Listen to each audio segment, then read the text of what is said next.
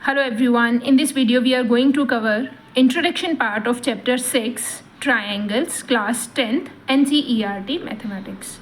Along with it we will also cover exercise 6.1. The name of the chapter is triangles. As you all are quite familiar with this figure triangles, what is called a triangle? A triangle is a three-sided polygon. This is a polygon which is made up of the minimum number of sides. And the first question is what is called a polygon? Polygon means a simple closed curve made up of the line segments. एक ऐसा curve जो simple होता है, जो closed होता है, simple भी होना चाहिए, क्लोज्ड भी होना चाहिए और वो लाइन सेगमेंट्स के साथ बना भी होना चाहिए. Then we can say this is a polygon. अब सिंपल का क्या मतलब होता है? कर्व खुद को क्रॉस नहीं करना चाहिए. फॉर एग्जाम्पल अगर आप स्टार की बात करते हैं तो ये क्लोज्ड तो है, लाइन सेगमेंट्स के साथ भी बना है, but this curve is not simple. It means this is not a polygon. Hope it is clear. Simple closed curve like a square, like rectangle, pentagon, hexagon, all these are triangle. These are simple curves, right? These are closed and they are made up of the line segments. So they are called polygons. What is called a polygon? A simple closed curve. ये तीनों चीज़ें उसमें fulfill होनी चाहिए. That is called a polygon. And triangle is a polygon which is made up of the minimum number of sides. Right? How many sides are required to form a triangle? We required 3 sides. A triangle is a polygon that is made up of the minimum number of sides. Means polygon को बनने के लिए सबसे कम कितनी sides चाहिए होती हैं? कम से कम 3 तो चाहिए ही होती हैं. Now, अब आपको ये तो पता था. इसके बाद आपको टाइप्स ऑफ ट्राइंगल्स की अगर हम बात करते हैं, जहाँ हम ट्राइंगल के एलिमेंट्स की बात करते हैं तो एक एक करके हम दोनों चीज़ों को डिस्कस करते हैं. पहले हम डिस्कस करेंगे elements of triangle. A triangle has 6 main elements, right? 3 sides and 3 angles. अगर मैं ट्राइंगल ABC कंसीडर करती हूँ तो इसमें मेरे पास 3 एंगल्स बनेंगे. One is angle A, another one is angle B and another one is angle C, जो कि 3 वर्टिसेस के ऊपर बन रहे हैं. तो these are the 3 angles, complete angles, right? And the 3 sides AB, BC and AC. अगर मैं A से BC के ऊपर कोई लाइन ड्रॉ कर देती हूँ लाइक दिस, तो ये जो एंगल बनेगा ALB, ये इस ट्राइंगल का कंप्लीट एंगल नहीं है. आप ट्राइंगल ABC में एंगल ALB को कंप्लीट एंगल नहीं मान सकते, राइट? अगर मैं ट्राइंगल ABC की बात करूं, इन ट्राइंगल ABC तो मेरे पास 3 कंप्लीट एंगल्स कौन कौन से बनेंगे? एंगल A, एंगल B और angle C. AB, BC and CA. Angle A means angle BAC. This is angle BAC, complete angle, right? अब यहाँ पे भी बहुत सारे बच्चों को कन्फ्यूजन रहता है, और कॉन्ग्रुएंसी हो चाहे सिमिलैरिटी हो, आपको ये 6 एलिमेंट्स बहुत अच्छे से क्लियर होने चाहिए. आपको ये 6 चीज़ें बहुत अच्छे से देखनी आनी चाहिए. अगर आपको ये 6 एलिमेंट्स ट्राइंगल में देखना नहीं आ रहे हैं, आप हाफ साइड लेते जा रहे हैं, हाफ एंगल लेते जा रहे हैं, तो आप कॉन्ग्रुएंसी और सिमिलैरिटी को सही तरीके से नहीं समझ पाएंगे, राइट? तो BLB इस ट्राइंगल ABC की कंप्लीट साइड नहीं बनेगी. ABL ट्राइंगल अगर होता तो BL इसकी कंप्लीट साइड बन जाती, बट ABC की अगर हम बात करें तो BL हो गया, LC हो गया, ये इसकी कंप्लीट साइड्स नहीं बन रही हैं. तो आपको पहले तो ट्राइंगल के ये 6 एलिमेंट्स बहुत अच्छे से क्लियर होने चाहिए. जो भी ट्राइंगल हम कंसिडर कर रहे हैं उसके 3 कंप्लीट एंगल्स और उसकी 3 कंप्लीट साइड्स के ऊपर ही कॉन्ग्रुएंसी या सिमिलैरिटी वर्क करती है. Hope it is clear. अब बात करते हैं टाइप्स ऑफ ट्राइंगल की. अगर हम टाइप्स ऑफ ट्राइंगल की बात करते हैं तो ट्राइंगल की जो क्लासिफिकेशन होती है वो 2 चीज़ों पे डिपेंड करती है. One is based on the sides and another one is based on the angles. अगर आप साइड्स के बेसिस पे देखें तो ट्राइंगल 3 टाइप्स की होती हैं: equilateral, isosceles and scalene. Equilateral triangle कौन सी होती है? Triangle in which all 3 sides are of same length, that is called equilateral triangle. And in if all 3 sides are equal, then all 3 angles are also equal and each angle will be of 60 degree. Hope it is clear. This is called an equilateral triangle. आपको पहले से भी बहुत अच्छे से पता है. The next one is isosceles. Isosceles is in which 2 sides of the triangles are equal and angles opposite to them are also equal.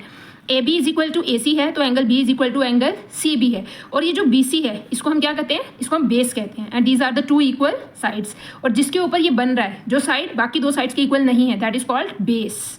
Is it clear?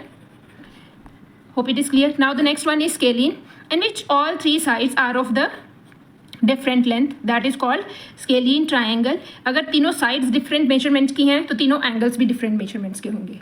चलिए नेक्स्ट पढ़ते हैं. Based on its angles, if we talk about angles, so then again triangles are of 3 types. One is acute angled, right angled and obtuse angled. Obtuse angled triangle. Acute angle means in which all 3 angles should be less than 90 degree, तीनों के तीनों angles 90 degree से क्या होने चाहिए, छोटे होने चाहिए। तीनों एंगल्स एक्यूट एंगल्स होने चाहिए, कोई भी एंगल इसमें से 90 से बड़ा नहीं होना चाहिए, कोई एक एंगल नहीं, all three should be less than 90 degree, all three should be acute angle. What is called a right angle triangle? In which one angle is 90 degree. दो तो हो भी नहीं सकते है ना, अगर ट्राइंगल के तीनों एंगल्स का सम 180 डिग्री होता है तो ट्राइंगल में दो एंगल थोड़ी ना 90 डिग्री के हो सकते हैं, एक ही एंगल होगा। और जो एंगल 90 डिग्री को कंटेन करता है, जो साइड्स 90 डिग्री को कंटेन करती हैं, that are called legs of right angle, and the side which is opposite to 90 degree, that is called hypotenuse. Hope it is clear. The next one is obtuse angle triangle. What is called obtuse angle triangle? A triangle in which one angle is greater than 90 degree, जिसमें एक angle 90 degree से बड़ा होता है, जैसे ये वाला angle, और ये एंगल सबसे बड़ा भी है। obtuse angle triangle means in which one angle is greater than 90 degree, only one, right. और जो इसके सामने वाली साइड होती है वो भी इस ट्राइंगल की क्या साइड, कौन सी साइड होती है, लॉन्गेस्ट साइड होती है, राइट। अब ऑब्ट्यूज एंगल ट्राइंगल में एक चीज़ और भी होती है। देखो, अगर मैं आपको बोलूँ आप ए से बी सी के ऊपर परपेंडिकुलर फॉल करें, तो क्या आप ये perpendicular inside the triangle fall कर सकते हैं? नो, आपको बाहर ही ट्राइंगल का परपेंडिकुलर फॉल करना पड़ेगा, राइट। मतलब ऑब्ट्यूज एंगल ट्राइंगल में हमारे पास परपेंडिकुलर जो होता है कौन से वर्टेक्स से, जो ऑब्ट्यूज एंगल है, ऑब्ट्यूज एंगल ट्राइंगल में हमारे पास परपेंडिकुलर ट्राइंगल से बाहर चला जाता है। यू कैन सी, अगर मैं बोलूँ कि आप ट्राइंगल ए बी सी का एरिया निकाल के बताएं और बी सी की लेंथ है 5 सेंटीमीटर और इसकी हाइट है 7 सेंटीमीटर, तो आप यहाँ पे बेस कौन सा लेंगे? क्या आप यहाँ पे बेस बी सी लेंगे या यहाँ पे बेस सी एल लेंगे? बहुत सारे बच्चे इस क्वेश्चन का आंसर नहीं दे पाएंगे, वो बोलेंगे 1/2 बेस इंटू हाइट एरिया होता है, तो हम बेस यहाँ पे बी एल लेंगे और हाइट यहाँ पे ए एल ले लेंगे। अगर आप बी एल बेस लेके ए एल को हाइट लोगे तो हमारे पास जो एरिया आएगा ये ए बी सी ट्राइंगल का नहीं आएगा, ए सी एल ट्राइंगल का आएगा। मतलब ऑब्ट्यूज एंगल ट्राइंगल में आपने थोड़ा सा ध्यान रखना है कि अगर आपको जो ट्राइंगल दे रखी है उस केस में आपका परपेंडिकुलर अगर बाहर फॉल हो रहा है ट्राइंगल से, तो जब आप इस ट्राइंगल का एरिया निकालोगे ये वाला हाइट यूज़ करके, राइट, तो आपको बेस बी सी ही लेना पड़ेगा और हाइट आपको ए एल लेनी पड़ेगी, तभी आपके पास करेक्ट एरिया आ पाएगा ट्राइंगल ए बी सी का। तो थोड़ी थोड़ी सी प्रॉपर्टीज़ मैं बीच बीच में भी आपको बताती रहूँगी, राइट। आप इन चीज़ों को याद रखें, ये कहीं ना कहीं आपको बहुत काम आएंगी, राइट। चलिए नेक्स्ट करते हैं। क्लास 10 के मेन कॉन्सेप्ट्स करने से पहले ये जो चीज़ें हैं ये आपको पहले से याद होनी चाहिए, आपने पढ़ी है अपनी प्रीवियस क्लासेस में, बट जस्ट मैं आपको एक बार रिकॉल करवा रही हूँ ताकि जब हम चैप्टर स्टार्ट करें करना तो आपको ये चीज़ें आप इनको लिंक कर सको, right. The next one is corresponding parts. Corresponding parts again very very important, आपने पढ़ा होगा CPCT, जब आप दो ट्राइंगल्स को कॉन्ग्रुएंट प्रूव करते थे 9th क्लास में, corresponding parts of congruent triangle. अब आप इस क्लास में पढ़ेंगे CPST, मतलब corresponding parts of similar triangles. तो पहले कॉरस्पॉन्डिंग पार्ट्स तो पता हो हमें होते क्या हैं। तो कॉरस्पॉन्डिंग पार्ट्स का क्या मतलब होता है? The sides and the angles of one triangle that match with the sides and the angles of another triangle.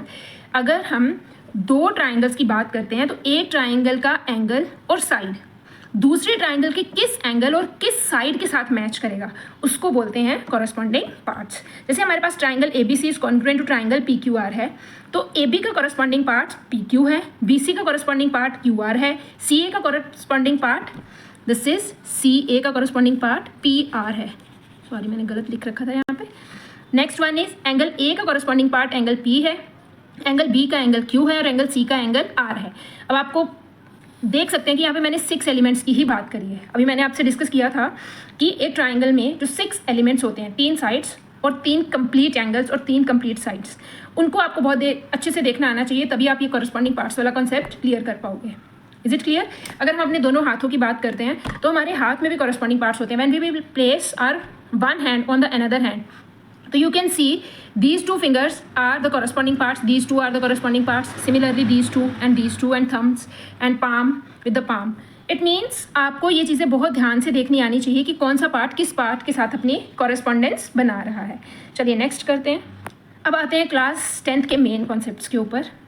In earlier classes we have already learnt about congruent figures. When we can see two figures are congruent, आपने congruent figures की definition में 2 चीज़ें हमेशा याद रखनी है और यही 2 चीज़ें मेन होती हैं। One is same shape and same size. Two figures are said to be congruent if they are having the same shape and same size. बच्चे इसकी बहुत अलग अलग डेफिनेशंस बोलते हैं। सबसे पहले तो आपने ये 2 वर्ड्स तो इसकी डेफिनेशन में ऐड करने ही करने हैं। Two figures are said to be congruent if they are having same shape and same size. The next one is congruent figures are alike in every respect. Means अगर दो चीज़ें कॉन्ग्रुएंट होती हैं तो वो एक दूसरे के बिल्कुल एग्जैक्टली कॉपीज होती हैं, बिल्कुल एग्जैक्टली एक दूसरे के जैसी दिखती है, उनमें कोई डिफरेंस नहीं होता. आप उनके साइज़ की बात करें, उनकी शेप की बात करें, उनके वॉल्यूम की बात करें, everything is exactly same, right. The next one is if you place one figure over the other they super impose perfectly. मतलब अगर जैसे हमारे हैंड्स हैं, अगर हम एक को दूसरे के ऊपर प्लेस करते हैं तो आपको ऐसे लग रहा होगा मैंने एक ही हाथ रखा है, but you can see my both the hands are completely overlapping each other. It what does it means? It means जब भी दो चीज़ें आपस में कॉन्ग्रुएंट होती हैं, जैसे हमारे हाथ आपस में कॉन्ग्रुएंट हैं, तो वो दोनों एक दूसरे को कंप्लीटली सुपर इम्पोज करते हैं, मतलब कंप्लीटली ओवरलैप करते हैं, right. Okay, the next one is criteria for congruence of triangle. आपने क्लास 9th में पढ़ा था कि दो ट्राइंगल्स को कॉन्ग्रुएंट प्रूव करने के लिए हमारे पास कौन कौन से क्राइटेरियाज होते हैं. SSS stands for all three sides of one triangle should be equal to all three sides of another triangle.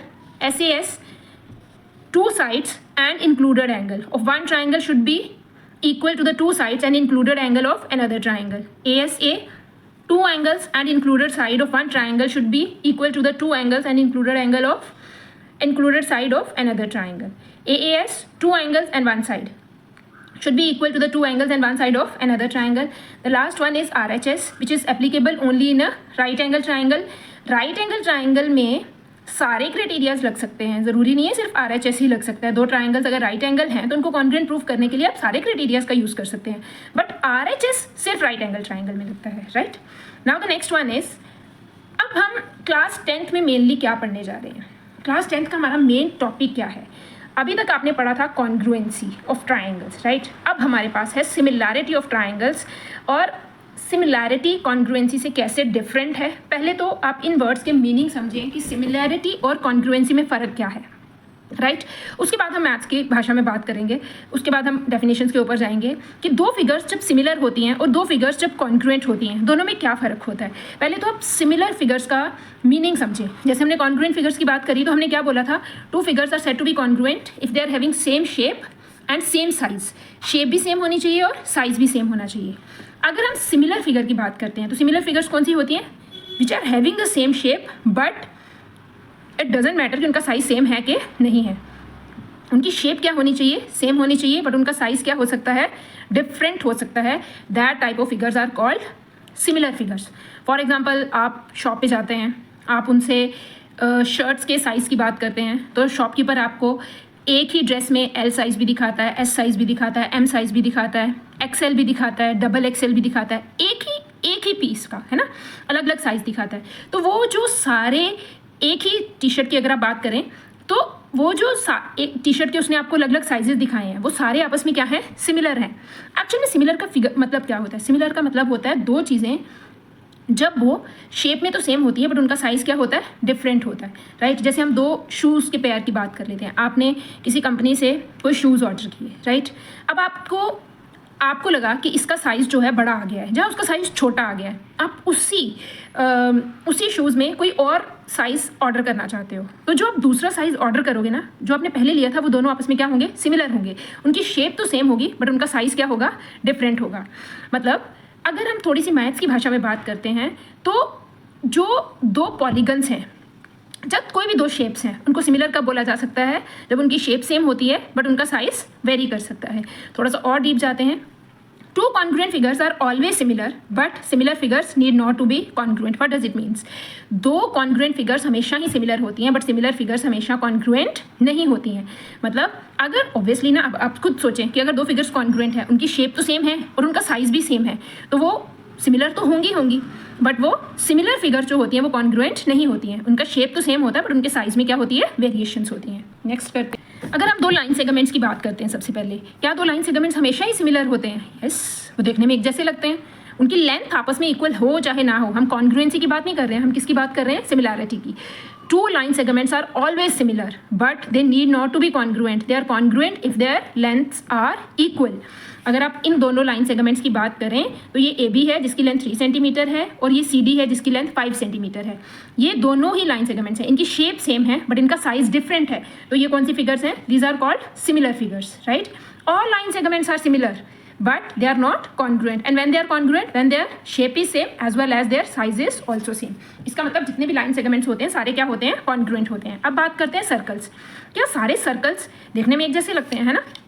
क्या सारे सर्कल्स आपस में सिमिलर होते हैं? Yes, all circles are similar but they are not congruent always. Congruent कब होंगे? जब उनके रेडियाई क्या होंगे, सेम होंगे. दो सर्कल्स हमेशा सिमिलर होते हैं, उनकी शेप सेम होती है बट उनका साइज डिफरेंट होता है. और साइज किस पे डिपेंड करता है? उनके रेडियस पे. अगर उनके रेडियस में वेरिएशंस हैं तो उसके साइज में भी वेरिएशंस होंगी. और अगर उनका साइज डिफरेंट है और शेप सेम है तो फिगर्स क्या होंगी, सिमिलर. इसका मतलब all circles are similar but they are congruent only if their radii are equal. Now next talk about squares. All squares are similar. Yes, all squares are similar. Do they are congruent? No, they are not congruent. When they are congruent, जब दो squares का आपस में dimension क्या होगा, same होगा, तब हम कह सकते हैं दो स्क्वायर्स क्या हैं, कॉन्ग्रुएंट है. बट जितने भी स्क्वायर्स होते हैं ये सारे आपस में क्या होते हैं, सिमिलर होते हैं. What about the equilateral triangles? All equilateral triangles are similar. Yes, all equilateral triangles are similar. And सारी ट्राइंगल सिमिलर नहीं होती हैं, सिर्फ इक्विलेटरल ट्राइंगल्स सिमिलर होती हैं but they are not congruent. पर ये सारी आपस में कॉन्ग्रुएंट नहीं होती हैं. अब आपको हो सकता है सिमिलैरिटी की डेफिनेशन थोड़ी सी क्लियर ना होने की वजह से आपको कन्फ्यूजन हो रही हो. क्या पता कुछ बच्चे सोच रहे हो कि सारी रेक्टेंगल्स भी हमारे पास सिमिलर होती हैं, देखने में तो सारी एक जैसी लगती हैं. अब क्या हम कह सकते हैं कि सारी रेक्टेंगल्स भी आपस में सिमिलर होती हैं? अगर मैंने एक रेक्टेंगल बनाया यहाँ पे, फिर मैंने इसके अंदर एक और छोटा सा रेक्टेंगल बनाया, तो क्या हम कह सकते हैं कि ये जो रेक्टेंगल्स मैं बना रही हूँ ये भी आपस में सिमिलर हैं? शेप तो सेम है. अब यहाँ से हमारी डेफिनेशन जो है एग्जैक्ट डेफिनेशन वर्क करेगी. उसी के अकॉर्डिंग आपको चीज़ें थोड़ी सी और अच्छे से क्लियर होंगी कि सारी रेक्टेंगल्स आपस में सिमिलर नहीं होती हैं और सारे स्क्वायर्स आपस में सिमिलर होते हैं. ऐसा क्यों? सारी ट्राइंगल्स आपस में सिमिलर नहीं होती बट सारी इक्विलेटरल ट्राइंगल्स सिमिलर होती हैं. इसके अलावा अगर आप बात करते हैं रेगुलर पॉलीगन्स की, रेगुलर पेंटागन्स आपस में सारी सिमिलर होती हैं, रेगुलर हेक्सागन्स आपस में सारी सिमिलर होती हैं. अब इसका मतलब हम कुछ ना कुछ अभी मिस कर रहे हैं बीच में. इसका मतलब हमें अभी तक सिमिलैरिटी की डेफिनेशन प्रॉपरली पता नहीं है. हम क्यों कह सकते हैं कि स्क्वायर तो सिमिलर होते हैं, रेक्टेंगल्स नहीं होती हैं? कौन सी चीज़ है जो अभी हम यहाँ पे मिस कर रहे हैं, वो हमें कहाँ से क्लियर होगी? सिमिलैरिटी की डेफिनेशन से. तो चलिए स्टार्ट करते हैं सिमिलैरिटी के साथ. आप इन पॉइंट्स को बहुत ध्यान से पढ़िए, इनको समझने की कोशिश करिए. Two figures are similar, one can be obtain from the other either by shrinking or by stretching without changing its shape. उन्होंने बोला है दो फिगर्स को हम तब सिमिलर कह सकते हैं जब वो दोनों फिगर्स जब वो फिगर्स हैं आपस में कैसे ऑब्टेन्ड हो रही हैं. जहाँ तो हम उनको श्रिंक कर रहे हैं, श्रिंक मतलब उनको स्मॉल कर रहे हैं, जहाँ फिर उनको स्ट्रेच कर रहे हैं, राइट. और उसके बाद उनका जो शेप है वो चेंज नहीं होना चाहिए. Then we can say two figures are similar, right? The next one is there is one-to-one correspondence between the parts of the similar figures. Parts of the similar figures मतलब जब भी हम दो similar figures की बात करते हैं तो उनके जो parts होते हैं, parts means elements, that is complete sides and complete angles, right? उनके बीच में 1-to-1 कॉरेस्पॉन्डेंस होता है. 1-to-1 कॉरेस्पॉन्डेंस का मतलब मैंने आपको बताया, जैसे हम दो हाथ को अगर ज्वाइन करेंगे तो इनको कम्प्लीटली ओवरलैप करने के लिए हमें पता होना, क्या मैं अगर हाथों को इस तरह से प्लेस करूंगी तो क्या ये कम्प्लीटली ओवरलैप करेंगे एक दूसरे को? नहीं करेंगे ना. मतलब हमें पता होना चाहिए कि 1-to-1 कॉरेस्पॉन्डेंस कौन सी फिंगर को किसके ऊपर प्लेस करना है, कौन से पाम को कैसे प्लेस करना है, so that they can completely overlap each other. Then we can say 1-to-1 correspondence मतलब कौन सा पार्ट किस पार्ट के साथ अपनी कॉरेस्पॉन्डेंस बना रहा है. नेक्स्ट आते हैं सिमिलर पॉलीगन्स की डेफिनेशन पे. अब आपको ये चीज़ें सारा जितना भी आपको पीछे से कोई भी चीज़ आपको थोड़ी बहुत क्लियर नहीं हुई है वो आपको अब यहाँ से बिल्कुल क्लियर हो जाएगी और आपको कोई कन्फ्यूजन नहीं रहेगा ये फिगर आउट करने में कि दो फिगर्स आपस में सिमिलर हैं कि नहीं हैं. सिमिलर में दो चीज़ें आपने याद रखनी है. One is same shape but not exactly the same size. Two polygons are said to be similar to each other when there are two conditions and both these two conditions are individual. मतलब एक का दूसरे के साथ कोई लेना देना नहीं है और दोनों कंडीशंस का ट्रू होना ज़रूरी है ये प्रूव करने के लिए कि दो पॉलीगन्स आपस में सिमिलर हैं कि नहीं है. ये नहीं कि आप एक प्रूव कर देंगे तो आप कहेंगे दूसरी ऑटोमेटिकली ट्रू हो जाएगी. नहीं, ऐसा नहीं है. आपको दोनों फिगर्स को ट्रू करना पड़ेगा, दोनों कंडीशंस को ट्रू करना पड़ेगा. अगर दोनों कंडीशंस ट्रू होती हैं पॉलीगन्स में then only you can say the polygons are similar. और यहाँ से आपको ये भी क्लियर हो जाएगा कि स्क्वायर्स क्यों सिमिलर होते हैं और रेक्टेंगल्स सिमिलर क्यों नहीं होती हैं, राइट. तो चलिए बात करते हैं. यहाँ पे हमारे पास है two polygons are said to be similar to each other if there corresponding angles are equal. Corresponding word का मतलब होप आपको समझ में आ गया होगा, राइट. उन्होंने बोला है कि जो कॉरस्पॉन्डिंग एंगल्स हैं एक फिगर के दूसरी फिगर के क्या होने चाहिए, इक्वल. मतलब एक फिगर में और दूसरी फिगर में सारे एंगल्स आपस में, सारे एंगल्स नहीं, करस्पॉन्डिंग एंगल्स आपस में क्या होने चाहिए, इक्वल होने चाहिए, राइट। 1 to 1 कॉरस्पॉन्डेंस होता है ना, तो जो कॉरस्पॉन्डिंग एंगल्स हैं वो आपस में इक्वल होने चाहिए। Second thing is the length of their corresponding sides are proportional. जो उनकी कॉरस्पॉन्डिंग साइड्स हैं उनकी जो लेंथ है वो आपस में प्रोपोर्शनल होनी चाहिए। प्रोपोर्शनल वर्ड आपने क्लास 8th में पढ़ा होगा, जिसकी हम बात करते हैं हैविंग सेम रेशो। अगर दो चीज़ों की रेशो सेम होती है तो उसको हम क्या बोलते हैं, प्रोपोर्शनल। फॉर एग्जांपल अगर मैं आपको बात करूं यहाँ पे दो स्क्वायर्स की, अगर मेरे पास एक स्क्वायर है ABCD और एक स्क्वायर है PQRS, इस स्क्वायर की हर एक साइड है 2 सेंटीमीटर और इस स्क्वायर की हर एक साइड मान लेते हैं 4 सेंटीमीटर है, तो आप देखें क्या दोनों स्क्वायर्स में सारे एंगल्स आपस में इक्वल होते हैं, यस। इसका मतलब फर्स्ट कंडीशन तो क्या है यहाँ पे, ट्रू है। अब सेकंड कंडीशन की बात करें, the lengths of their corresponding sides are proportional. मतलब अगर हम AD को PS से डिवाइड करें, अगर ये 4 है तो सारी 4 होंगी ना, ऑल 4 आर इक्वल। यहाँ पे भी AB को PS से डिवाइड करो, BC को QR से डिवाइड करो, DC को SR से डिवाइड करो, AB को PQ से डिवाइड करो, सबकी रेशो कितनी आ रही है, 1:2। 2 divided by 4 is equal to 1:2। मतलब सारी साइड्स की आपस में रेशो क्या बन रही है, सेम बन रही है। तो जब ये सारी कॉरस्पॉन्डिंग साइड्स की रेशो आपस में सेम इक्वल रेशोज का क्या मतलब होता है, they are in proportional, they are proportional to each other, right, they are in proportion. तो जब इस तरह से हो जाता है तो हमारे पास दो पॉलीगन्स क्या हो जाती हैं, सिमिलर हो जाती हैं। अब आपको ये देखना है कि हमने ये क्यों बोला कि दो स्क्वायर्स सिमिलर होते, दो रेक्टेंगल सिमिलर क्यों नहीं होती है। फॉर एग्जाम्पल देखो, मैंने यहाँ पे दो रेक्टेंगल्स बनाई, एक रेक्टेंगल मैंने दिया नेम ABCD और दूसरी ट्राइंगल इज PQRS, राइट। इसमें मैंने लेंथ लिया 4 सेंटीमीटर, ब्रेड्थ लिया 4 सेंटीमीटर और लेंथ लिया 6 सेंटीमीटर, राइट। इसमें मैंने विड्थ लिया 2 सेंटीमीटर और लेंथ लिया 5 सेंटीमीटर। ले सकते हैं कि नहीं ले सकते हैं, बिल्कुल ले सकते हैं। अब पहली कंडीशन तो यहाँ पे ट्रू है कि इन दोनों के कॉरस्पॉन्डिंग एंगल्स आपस में क्या हैं, इक्वल हैं, ईच एंगल इज 90 डिग्री। तो फर्स्ट कंडीशन सिमिलैरिटी की यहाँ पे ट्रू हो जाती है। बट हमने बोला कि दोनों कंडीशंस इंडिविजुअली ट्रू होनी चाहिए, एक का दूसरे के साथ कोई लेना देना नहीं है ना। तो अब दूसरी निकालने के लिए हमें यहाँ पे इनको चेक करना पड़ेगा, मतलब लेंथ की रेशो लेंथ के साथ, विड्थ की रेशो विड्थ के साथ, कॉरस्पॉन्डिंग पार्ट्स है ना। AD/PS ये आ जाएगा 4/2 और इधर आ जाएगा BC/QR, this is again 4/2 which is equal to 2:1 and 2:1। अब आप इनकी लेंथ्स की रेशो निकालें, AB/PQ which is equal to 6/5 and DC/SR which is equal to 6/5। क्या ये सारी रेशोज आपस में इक्वल हैं? क्या 6/5 को काट के भी आपके पास 2/1 आ जाएगा? नो। बट ये स्क्वायर में सारी रेशोज क्या रहती हैं? इक्वल रहती हैं। कॉरस्पॉन्डिंग साइड्स की रेशो आपस में क्या रहनी चाहिए? इक्वल रहनी चाहिए। यहाँ पे एक स्केल फैक्टर एग्जिस्ट करना चाहिए कि ये जो फिगर है ये इस फिगर की डबल है, जहाँ फिर जो बड़ी वाली रेक्टेंगल है इसकी डबल है, जहाँ फिर ये इसकी 3 टाइम्स है, जहाँ इसकी 4 टाइम्स है, 5 टाइम्स है। मतलब अगर हम छोटी वाली ट्राइंगल को इनलार्ज करेंगे, रेक्टेंगल को इनलार्ज करेंगे तो आपके पास बड़ी वाली रेक्टेंगल बननी चाहिए। तो क्या अगर आप इसको डबल करोगे या ट्रिपल करोगे तो क्या आपके पास ये वाली रेक्टेंगल बन रही है? नहीं बन रही ना। आप इसको डबल करने का मतलब आप इसकी लेंथ और विड्थ दोनों को डबल कर दो। जब आप इसको डबल करोगे तो इसकी विड्थ तो आपके पास 4 आ जाएगी, बट इसकी लेंथ कितनी बन जाएगी? 10 बन जाएगी। तो कभी भी इसको डबल करने से आपके पास ये बनेगा? नहीं बनेगा ना। मतलब जब दो फिगर्स आपस में सिमिलर होती हैं तो उनको श्रिंक करने पे या उनको स्ट्रेच करने पे दोनों जो शेप्स बनती हैं उनकी कॉरस्पॉन्डिंग साइड्स की रेशो क्या रहती है? एग्जैक्टली सेम रहती है। सारी साइड्स की रेशो सेम रहती है, राइट। मतलब अगर हम यहाँ पे मैं 5 ना लेके अगर मैं यहाँ पे 3 ले लेती तो अब हमारे पास ये दोनों रेक्टेंगल्स क्या हो जाती? सिमिलर हो जाती। क्यों? क्योंकि अब यहाँ पे हमारे पास जो रेशो बन जाती वो बन जाती 6:3, 6:3, दैट इज 2:1, 2:1। और सारी साइड्स की रेशो आपस में क्या आ गई? सेम आ गई। अब सेम आने से हमें ये पता चल गया कि ये जो बड़ी वाली रेक्टेंगल है ना, ये छोटी वाली रेक्टेंगल की क्या है? डबल है। लेंथ में, साइज में, एरिया में, हर एक चीज़ में क्या हो जाएगी? ये एरिया में भी डबल हो जाएगी। क्या इसका पेरीमीटर इसके पेरीमीटर का डबल हो जाएगा? क्या एरिया भी डबल हो जाएगा? फिगर आउट करके देखना, ज़रा चेक करना, है ना। अब ये तो हमारे पास क्लियर है। अब जैसे जैसे हम चैप्टर में सिमिलैरिटी को और डीपली पढ़ते जाएंगे आपको कॉन्सेप्ट्स भी और अच्छे से क्लियर होते जाएंगे।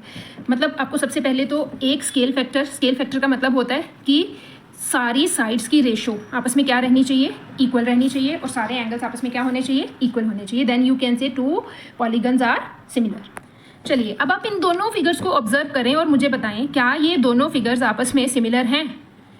देखो इनके एंगल्स तो दोनों के इक्वल हैं, फर्स्ट कंडीशन तो ट्रू हो रही है। अब बात करते हैं इनकी कॉरस्पॉन्डिंग साइड्स की रेशो की, 4 और 4, 4 और 4, ये तो ठीक है। यहाँ पे 4 है, यहाँ पे 3.5 है, यहाँ पे तो रेशो सेम आ जाएगी, बट यहाँ पे रेशो 4 और 4, 4 और 4 ये तो सेम आ जाएंगी, बट 4 और 3.5 की रेशो 1 तो नहीं आएगी ना। इसका मतलब ये रेशो आपस में क्या कर गई, डिफर कर गई। तो इसकी जो कॉरस्पॉन्डिंग साइड्स हैं उनकी रेशो आपस में इक्वल नहीं आई, तो ये दोनों फिगर्स आपस में सिमिलर नहीं है।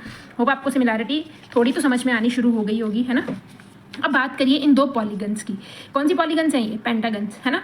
क्या आप बता सकते हैं कि क्या ये दोनों पॉलीगन्स आपस में सिमिलर हैं। देखो ये एंगल 100 है, ई की कॉरस्पॉन्डेंस किस एंगल के साथ बनेगी, ई की कॉरस्पॉन्डेंस बनेगी टी के साथ, क्योंकि 100 है और ये भी 100 है। डी की कॉरस्पॉन्डेंस बनेगी एस के साथ 130 एंड 130, सी की कॉरस्पॉन्डेंस बनेगी आर के साथ 90 एंड 1:1 कॉरस्पॉन्डेंस होता है। कौन सा एंगल कौन से एंगल के साथ मैच कर रहा है और कौन सी साइड के साथ मैच कर रही है, ये आपको देखना पड़ता है बेटा।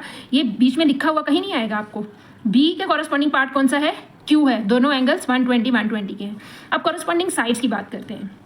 अब आपको ये देखना है कि किस साइड के साथ रेशो निकाले। ये इनकी 3 और 6 इजीली डिवाइड हो रहे हैं तो आप इनकी रेशो निकाल देंगे। आपने इस तरह से दोनों फिगर्स को बहुत क्लोजली ऑब्जर्व करना है कि आपके पास एक स्केल फैक्टर बनना चाहिए। एक स्केल फैक्टर मतलब सारी साइड्स की रेशो किसी एक नंबर के इक्वल आनी चाहिए, राइट। अब देखो अगर आप बात करो यहाँ पे 3 और 4.5 की, अगर आप 3 और ED/TS की रेशो निकालो तो ये आ जाएगी 3/4.5। आप यहाँ से डेसिमल रिमूव करोगे, जब डिनोमिनेटर से डेसिमल रिमूव होता है तो वो न्यूमरेटर में जाता है।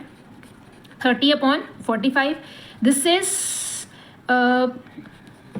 We can say this it will go with 5, 5 6 5 9 it will go with 15 actually, है ना। 15 2 एंड 15 3 रेशो कितनी बन रही है, 2:3। अब चेक करते हैं कि सबकी रेशो सेम बन रही है। DC/SR की रेशो, DC/SR की रेशो, DC कितना है 4 और SR कितना है 6, 2 2 4 2 3 6, इसकी भी 2:3 बन रही है। अब ये है 3 और ये 4.5, 3 और 4.5 की तो अभी हमने निकाली है, 2:3 बन रही है। 4 और 6 की रेशो भी 2:3 बन रही है। एक चेक कर लेते हैं 3.2 और 4.8 की, EA/TP दैट इज 3.2/4.8। डेसिमल सीधा ही रिमूव हो जाएगा, ऊपर से 10 नीचे आएगा, नीचे से 10 ऊपर जाएगा, तो आप इसको इस तरह से लिख सकते हैं 32/48। अब इसकी कटिंग करके देखें कौन सा नंबर है जिसके साथ ये दोनों ही कट हो रहे हैं। 16 16 2 16 3 आप रेशो का मतलब जानते हैं ना, सिंपलेस्ट फॉर्म में होती है, इसमें कोई भी कॉमन फैक्टर नहीं रहना चाहिए। अब आप देखो सारी कॉरस्पॉन्डिंग साइड्स की रेशो हमने 1:1 कॉरस्पॉन्डेंस बना के सबकी रेशो आपस में निकाल दी और वो सारी किसके इक्वल आ रही हैं, 2:3 के इक्वल आ रही हैं। अगर सारे कॉरस्पॉन्डिंग साइड्स की रेशोज आपस में इक्वल हैं, मतलब वो प्रोपोर्शनल हैं इसकी कॉरस्पॉन्डिंग साइड्स, तो it means these two figures are similar, right. अब आपको इतना तो पता चल गया होगा कि अगर हमें दो पॉलीगन्स को चेक करना होता है कि वो सिमिलर हैं कि नहीं है, तो हमें दो कॉन्सेप्ट्स पे फोकस करना होता है। One is their corresponding angles are equal and second is their the length of their corresponding sides are proportional. आपको एक चीज़ यहाँ से भी पता चल गई होगी कि अकेले एंगल्स को देखने से या एंगल्स के इक्वल हो जाने से फिगर्स प्रोपोर्शनल नहीं हो जाती हैं। एंगल्स के साथ साथ साइड्स की रेशो भी क्या रहनी चाहिए, सेम रहनी चाहिए। Then only we can say two polygons are similar. Next करते हैं, इसमें आगे बहुत सारे कॉन्सेप्ट्स हैं। चलिए अब हम जल्दी से एक्सरसाइज 6.1 फिनिश करके इस वीडियो को ख़त्म करते हैं। Fill in the blanks using the correct word given in the bracket. All circles are dash. आप क्या कहना चाहेंगे, ऑल सर्कल्स आर कॉन्ग्रुएंट और all circles are similar. What is the correct answer, all circles are similar. Congruent कब होंगे, जब उनके radii आपस में इक्वल होंगे। ऑल स्क्वायर्स आर सिमिलर और congruent, all squares are similar, और वो कॉन्ग्रुएंट कब होंगे, जब उनकी कॉरस्पॉन्डिंग उनकी जो सारी साइड्स हैं उनकी लेंथ क्या होगी, सेम होगी। Then all dash triangles are similar, all isosceles triangles are similar और all equilateral triangles are similar. Equilateral, why equilateral, because इनके एंगल्स तो सारे 60 रहेंगे, वो तो पहले से ही इक्वल है। जब आप इनकी कॉरस्पॉन्डिंग साइड्स की रेशो निकालोगे तो वो भी आपस में क्या आएगी, सेम आएगी। जैसे मेरे पास एक ट्राइंगल है, इसमें हर एक साइड अगर 2 सेंटीमीटर की है ना, और एक मैंने और इक्विलेटरल ट्राइंगल ले लिया, हर एक साइड इसमें 6 सेंटीमीटर की है, तो इनकी कॉरस्पॉन्डिंग साइड्स की रेशो कितनी बनेगी, 1:3 बनेगी। 1:3 का क्या मतलब है, ये जो ट्राइंगल है इसकी साइड से 3 टाइम्स बड़ी है ना, यही मतलब हुआ ना। मतलब अगर आप इस ट्राइंगल को श्रिंक करोगे तो आपके पास छोटी वाली आएगी, और अगर आप छोटी वाली को इनलार्ज करोगे तो आपके पास बड़ी वाली इक्विलेटरल ट्राइंगल बन जाएगी। शेप डिफर नहीं होनी चाहिए, शेप सेम ही रहनी चाहिए, है ना। तो ये हमारे पास equilateral triangles are always similar. The next one is two polygons of the same number of sides are similar if their corresponding angles are equal। अगर उनके corresponding एंगल, दो कंडीशंस पढ़ी है ना, क्या होने चाहिए, corresponding angles equal होने चाहिए, and their corresponding sides are proportional। Proportional का क्या मतलब होता है, they are having same ratio, वहाँ पे एक स्केल फैक्टर एग्जिस्ट करना चाहिए। मतलब आपको पता चलना चाहिए फिगर को देख के कि एक फिगर की जो सारी साइड्स हैं वो दूसरी साइड्स, फिगर की सारी साइड से डबल हैं, 3 टाइम्स हैं, 4 टाइम्स हैं, 5 टाइम्स हैं, कितना उसको इनलार्ज किया गया। जब कितना उस दूसरी फिगर को श्रिंक करेंगे तो हमारे पास फिगर्स ऑब्टेन्ड हो जाएंगी, right. The next one is give 2 different examples of pair of similar figures. 2 similar figures की आपने पेयर ऑफ सिमिलर फिगर्स का कोई एग्जाम्पल देना है। तो आप यहाँ पे सिमिलर फिगर्स कोई भी बना लें, 2 सर्कल्स बना लें of different radii but they are having same shape. Non similar figure, एक सर्कल बना लो, एक ट्राइंगल बना लो। उन्होंने यहाँ पे पॉलीगन की बात नहीं करी, अगर पॉलीगन की बात करते तो हम simple closed curves made up of line segments सिर्फ वही लेते। चलिए थोड़ा सा अपने कॉन्सेप्ट्स को और पॉलिश करिए और आरडी के इन क्वेश्चंस के आंसर ट्राई करिए। देखिए आप सारे आंसर्स देने में सफिशिएंट हैं, चेक करिए कि आप सारे आंसर्स दे पा रहे हैं। The first one is all circles are similar, all squares are similar, all dash triangles are similar, equilateral, 2 triangles are similar if their corresponding angles are equal, 2 triangles are similar if their corresponding sides are equal or proportional। ध्यान रखना है, corresponding sides are proportional and corresponding angles are equal। 2 polygons of same number of sides if their are similar if their corresponding angles are equal and their corresponding sides are proportional। ये तो हमारी NCERT के questions थे कुछ, है ना। The next one is any 2 similar figures are congruent. आपको इसको ट्रू फॉल्स में आंसर देना है, और ट्रू फॉल्स करने बहुत ज़रूरी है भाई, आपके पास एजर्शन रीजनिंग आते हैं, फिर आपको वहाँ पे आंसर्स नहीं देना आते। Any 2 similar figures are congruent, जो 2 सिमिलर फिगर्स होती हैं वो क्या हमेशा कॉन्ग्रुएंट होती हैं, false. Any 2 congruent figures are similar, yes. Congruent figures are always similar but similar figures are not always congruent, right. 2 polygons are similar if their corresponding sides are proportional. उन्होंने बोला है 2 पॉलीगन्स सिमिलर होती हैं अगर उनकी corresponding sides proportional होती हैं। अब बहुत सारे बच्चों ने यहाँ पे जल्दी से आंसर दे देंगे yes, but answer is no. Why, क्यों इसका आंसर नो क्यों है भाई, हमें दोनों चीज़ें देखनी पड़ती है। मैंने अभी आपको बताया ना, हमें 2 कंडीशंस को चेक करना होता है, उनके कॉरस्पॉन्डिंग एंगल्स भी इक्वल होने चाहिए और कॉरस्पॉन्डिंग साइड्स की रेशो भी सेम होनी चाहिए। सिर्फ एक कंडीशन ट्रू होने से आप कह नहीं सकते पॉलीगन जो है हमारे पास सिमिलर है, और यहाँ पे सिर्फ एक कंडीशन की बात हो रही है और दोनों कंडीशंस सफिशिएंट नहीं है। मतलब दोनों कंडीशंस इंडिविजुअली सफिशिएंट नहीं है, दोनों को इकट्ठा करके ही हम बता सकते हैं कि फिगर पॉलीगन है, फिगर हमारे पास सिमिलर हैं कि फिगर सिमिलर नहीं है। 2 polygons are similar if there corresponding angles are proportional, ये भी सेम नो आएगा इसका आंसर। क्यों आएगा नो, बिकॉज अगर हम बात करें 2 पॉलीगन्स सिमिलर हैं अगर उनके कॉरस्पॉन्डिंग एंगल्स प्रोपोर्शनल हैं। कॉरस्पॉन्डिंग एंगल्स तो पहले प्रोपोर्शनल नहीं होते, क्या होते हैं, इक्वल होने चाहिए। और सेकेंड थिंग इज सिर्फ एंगल्स इक्वल होने से फिगर सिमिलर नहीं हो जाती। अगर एंगल इक्वल होने से ही फिगर सिमिलर हो जाती तो रेक्टेंगल और स्क्वायर्स भी आपस में सिमिलर हो जाते हैं, है ना। तो सिर्फ एंगल्स अकेले इक्वल होने से हमारा आंसर करेक्ट नहीं आएगा। 2 triangles are similar if there corresponding sides are proportional. अब ये वाला जो कॉन्सेप्ट है 2 triangles are similar if there corresponding sides are proportional, ये ट्रू है। अब यहाँ पे ये क्यों ट्रू हो गया बेटा, अभी हम अपने NCERT की नेक्स्ट एक्सरसाइज में पढ़ेंगे कि अगर ट्राइंगल्स में 2 कंडीशन में से एक भी ट्रू हो जाती है तो दूसरी ऑटोमेटिकली ट्रू हो जाती है। मतलब triangle special type of polygon है, ये बाकी पॉलीगन्स पे रूल एप्लीकेबल नहीं होता है। बाकी जितनी भी पॉलीगन्स हैं उनमें दोनों कंडीशंस ट्रू होनी चाहिए, बट ट्राइंगल एक स्पेशल पॉलीगन है जिसमें हमारे पास दोनों में से कोई भी एक कंडीशन ट्रू हो जाए, चाहे कॉरस्पॉन्डिंग एंगल्स इक्वल आ जाए तो ट्राइंगल्स सिमिलर हो जाती हैं, क्योंकि अगर ट्राइंगल्स में कॉरस्पॉन्डिंग एंगल्स इक्वल आ जाते हैं तो साइड्स की रेशो ऑटोमेटिकली इक्वल हो जाती है। सिमिलरली अगर कॉरस्पॉन्डिंग साइड्स की रेशो इक्वल हो रही है तो ट्राइंगल में एंगल्स क्या हो जाते हैं, इक्वल हो जाते हैं। तो आपको ये चीज़ याद रखनी है ट्राइंगल के केस में, triangle is a special one, right. 2 triangles are similar if there corresponding angles are equal, ये भी ट्रू है। ये दोनों क्या है हमारे पास, ट्रू हैं। ट्राइंगल में हमें दोनों कंडीशंस ट्रू करने की ज़रूरत नहीं पड़ती है। ट्राइंगल में दोनों में से कोई एक कंडीशन भी अगर ट्रू हो जाती है तो फिगर्स क्या हो जाती हैं, सिमिलर हो जाती हैं। अब आप इन दोनों फिगर्स के बारे में बताएं। उन्होंने पूछा है state whether the following rectangles are similar और नॉट। क्या ये दोनों रेक्टेंगल्स सिमिलर हैं? Justify your answer. चेक कर लेते हैं। पहले तो इनके सारे एंगल्स इक्वल हैं, रेक्टेंगल हैं, each angle is 90 degree. First condition true है और रेक्टेंगल में हमें दोनों कंडीशंस देखनी पड़ेंगी। सिर्फ ट्राइंगल में एक ट्रू होने से दूसरी ट्रू होती है और किसी भी पॉलीगन में नहीं होती है, राइट। तो अब हम इनकी कॉरस्पॉन्डिंग साइड्स की रेशियो निकालते हैं। कॉरस्पॉन्डिंग साइड्स अगर 4 को आप 6 से डिवाइड करेंगे, 4 डिवाइडेड बाय आप 6 करेंगे तो आंसर आएगा 2:3। बाकी की दो साइड्स तो इक्वल हैं। अब इन दोनों की भी रेशियो निकाल लो। 2.6 डिवाइडेड बाय 3.9, डेसिमल्स ऊपर से नीचे रिमूव हो जाएंगे, ये आ जाएगा 26/39। दोनों 13 के टेबल में आते हैं, 13 2 ज़ा 13 3 ज़ा। तो कॉरस्पॉन्डिंग साइड्स की जो रेशो है वो भी क्या है, सेम है। अगर रेशो भी सेम है, एंगल्स भी इक्वल हैं, तो इसका मतलब ये दोनों रेक्टेंगल्स आपस में क्या हैं, सिमिलर हैं। होप आपको ये टॉपिक बहुत अच्छे से समझ में आ गया होगा, क्योंकि जब तक आपको ये सारे बेसिक कॉन्सेप्ट्स क्लियर नहीं होंगे आप इस चैप्टर को आगे नहीं कर पाएंगे। ट्राइंगल बहुत इजी चैप्टर है, बट द थिंग इज इसमें जो छोटे छोटे से पॉइंट्स हैं वो आपको याद रखने पड़ेंगे, वो आपको अपने माइंड में फिक्स करने पड़ेंगे इस चैप्टर को करने से पहले। कॉरस्पॉन्डिंग पार्ट्स क्या होते हैं, ट्राइंगल्स के एलिमेंट्स क्या होते हैं, ट्राइंगल के कंप्लीट एंगल्स, कंप्लीट साइड्स कैसे चेक करते हैं, ये सारी चीज़ें आपको क्लियर होनी चाहिए। Thank you so much. एक बार रिवाइज करें सो दैट कि जब हम नेक्स्ट एक्सरसाइज पे जाएं तो आपको ये सारे कॉन्सेप्ट्स बहुत अच्छे से क्लियर हो।